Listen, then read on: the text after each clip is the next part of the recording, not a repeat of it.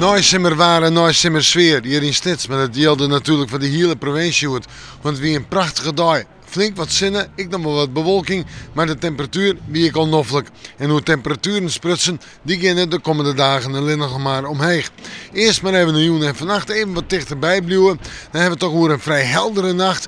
En dan hebben we weer een temperatuur die zakt naar zo'n zo'n of 8 graden. Op de eiland alweer hier misschien 12 graden. En dat is het beeld. Hier en daar een mistbank, maar de bloed het dan niet bij. En de wind, net al te sterk, staat er gewoon uit het eerste mooi komend, krijgt 1 ontreien. En dan morgen wordt het een volle naaisimmerdag als het mij luidt.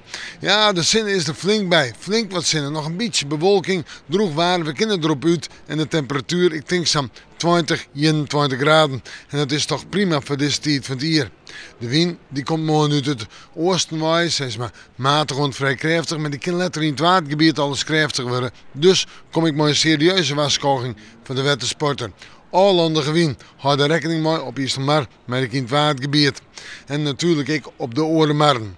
En dan zetten we terug naar het fruitsjoch. Manje, een prachtige dag, zinnen en nog eens een keer zinnen. Temperaturen 21, 22 graden. Vol een sterke wind uit het oosten en het zuidoosten waait. Matig en vrij krachtig of krachtig in het kust- en watergebied. En dan Tiesje, misschien kon de junta nog droeg, maar nog zo'n 21 graden. En op Waasje, daar binnen ze weer de Rijn- en tongerbuien, stevige buien, mooi Duitsland, 20 graden. En we met de manje, maar weer even in het naaisimmerwaasje.